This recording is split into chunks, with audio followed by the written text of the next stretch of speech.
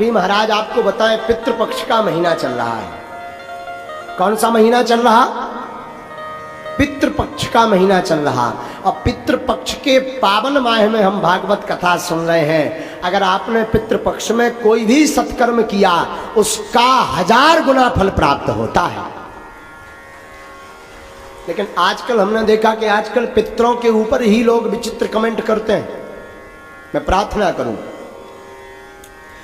पितृपक्ष में पितरों के निमित्त जरूर जियो। अगर अपने जीवन में शांति चाहते, कई बार पितृदोष होता है, हमें पता नहीं लगता। पितृदोष के लक्षण सुनो। पितृदोष क्या कहलाता? पितृदोष का मतलब है पितृ आपके पूर्वज मर जाएं, दादा परदादा दादी नाना नानी चाचा ताऊ मर जाएं और उनका विधिवत संस्कार ना हो या कोई त्रुटि हो जाए तो वो प्रेत योनि में घूमते रहते हैं और अपने वंश वालों को बार बार परेशान करते रहते हैं। कहीं शादी विवाह में रोक लगाएंगे, कहीं सत्कर्म करें सत्कर्म में रोक लगा देंगे, कहीं आपका घर में मंगल होने वाला हो उसमें कुछ अमंगल हो जाएगा, आप आगे नहीं बढ़ पाएंगे। पितृदोष के ये जो है लक्षण है। पहला लक्षण है, अगर पितृदोष लगा आपको तो पितृदोष अगर आपको लगा श्रीमान, तो पहला लक्षण है कि पितृदोष में आपको सबसे ज्यादा मंगल काजों में रुकावट आएगी। अब पितृदोष अगर आपको लगा तो आप आगे नहीं बढ़ पाएंगे।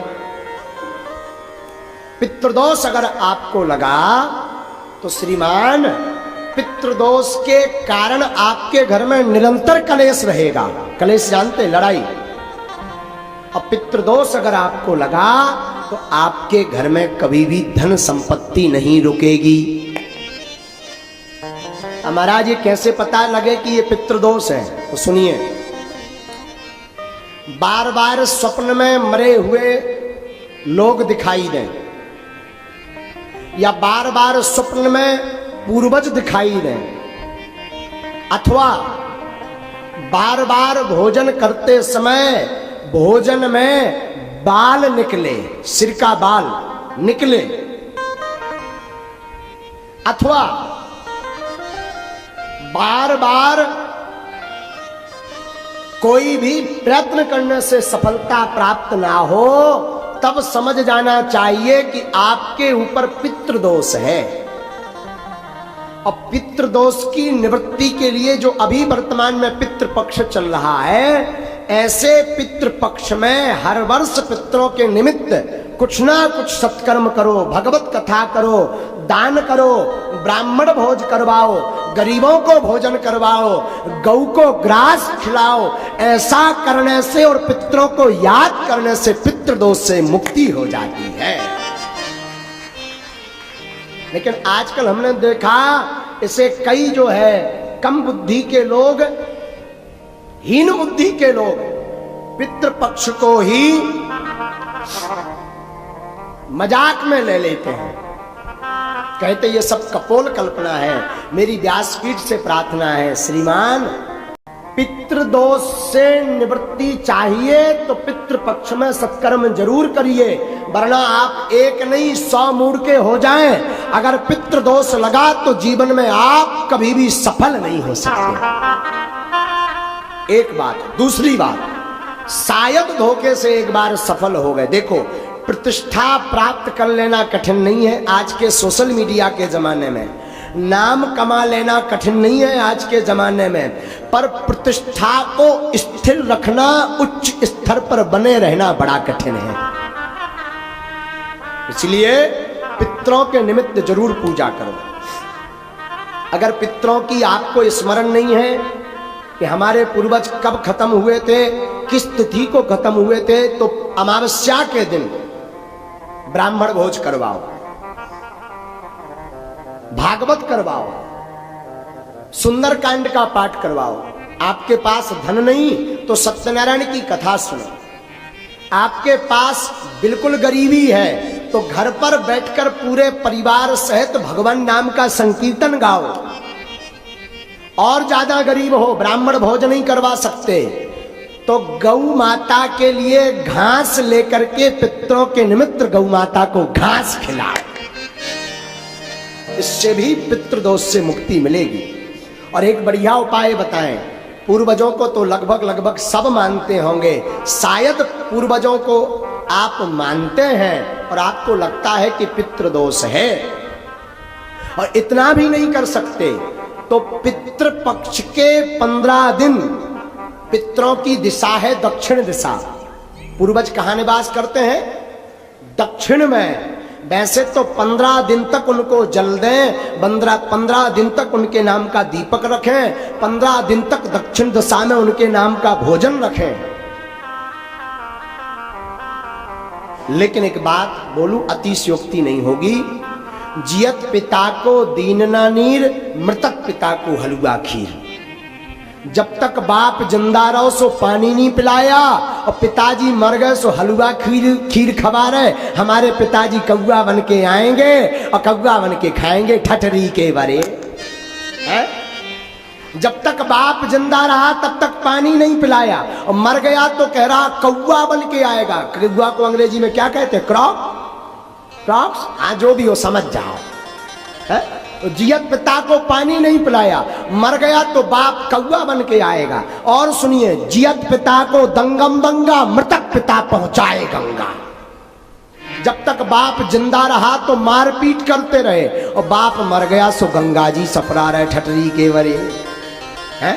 हमारी प्रार्थना है, मरने के बाद पितृदोष का विधि तो करो, पर जीते भी पितृ कृपा प्राप्त करने के लिए माता पिता की जिंदा में ही सेवा करो। हाँ। और फिर भी किसी कारण से माता पिता की, गुरु की सेवा नहीं कर पाए, कई इतने यहाँ अभागे बैठे होंगे, कई पुरुष यहाँ माताएं अभागी बैठी होंगी जिन्होंने अपने माता पिता की सेवा नहीं की होगी। छोटी छोटी बात पर माँ को गाली दे देते हैं, पिता को अपशब्द बोल देते हैं। मैं प्रार्थना करूं, तुम जिस माता पिता को अपशब्द बोलते हो, गाली देते हो, ये वही माँ है जिस माँ ने 9 माह अपनी कोख में तुम्हें रखा है। मैं प्रार्थना करूं, माता पिता को दुख मत दो। फिर भी पितृपक्ष है और आप इनमें से कोई उपाय नहीं कर सकते, तो दक्षिण दिशा की तरफ 3 दीपक जलाएं। सरल उपाय सुनिए, दक्षिण दिशा की तरफ 3 दीपक जलाएं और अपने पूर्वजों को प्रणाम करके बोले, हमसे जो भी भूल हुई क्षमा करना, और उनकी याद में 2 आंसू बहा दें। इससे बड़ा श्राद्ध का कोई उपाय नहीं है। सबसे सरल उपाय, भगवान नाम लेकर के दक्षिण दिशा में उनका स्मरण करके 2 आंसू बहा दें। इससे पितृदोष की मुक्ति 15 दिन में आपको प्राप्त होगी। और पितृपक्ष को जरूर माने।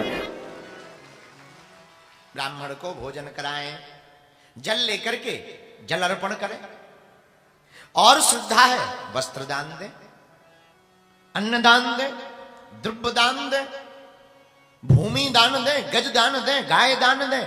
और अगर श्रद्धा नहीं है, ये पुस्तक ने बहुत सरल उपाय लिख दिया। बोले भाई 2 काम तो कर सकते, घी का दीपक जलाओ, पीपल के पेड़ के नीचे रखो, 12:23 से श्राद्ध प्रारंभ करना चाहिए। शुभ मुहूर्त बताया, एक जगह 12:16 का दोपहर का, और शाम के बाद श्राद्ध नहीं करना चाहिए, तर्पण नहीं करना चाहिए। कुछ लोग रात को ही लगे और फिर कहते हैं कृपा नहीं होती। हमारी परंपरा है, हमारा नियम है, इसीलिए सायं काल के बाद तो तर्पण ना करें। और 7 बातें श्राद्ध करने वालों को इन 16 दिनों में प्रत्येक व्यक्ति को ध्यान रखनी चाहिए। 7 बातें निषेध है। 1, तांबूल, ये जो गुटखा खाए रहते, चबाते रहते हैं दिन भर बछुओं जैसे, ये नहीं चलना है। 7 दिन तक वर्जित। अगर इन श्राद्ध पक्ष में कोई भी जातक साधक बालक तांबूल मुख में रखता है, उससे पितरों को अतृप्ति होती। तो पहला वर्जित क्या है? बोले तांबूल। दूसरा क्या वर्जित है? स्त्री भोग, ब्रह्मचर्य का पालन करना चाहिए। तीसरा वर्जित है क्षौर्य कर्म। अगर आप तर्पण पिंडदान नहीं कर रहे हैं तर्पण पिंडदान करेंगे तो पद्धति के नियम में आपका मुंडन संस्कार होगा। लेकिन अगर आप तर्पण नहीं कर रहे तो प्रत्येक व्यक्ति को 16 दिनों तक क्षौर्य कर्म वर्जित रखना चाहिए। क्षौर्य कर्म। चौथा मांस मंदिरा, गंदा भोजन, गंदा पीना।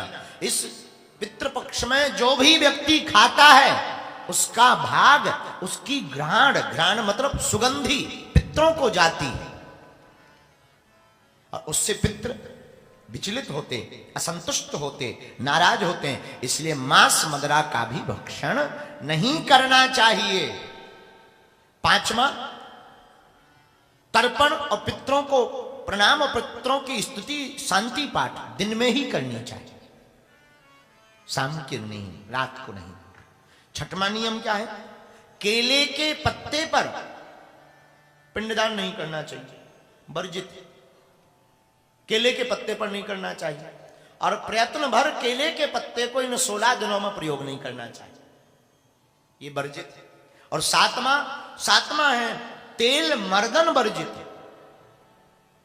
अगर कोई भी व्यक्ति अपने पूर्वजों के निमित्त अनुष्ठान कर रहा है, श्राद्ध कर रहा है, तर्पण कर रहा है तो शरीर में तेल मर्दन नहीं करना चाहिए।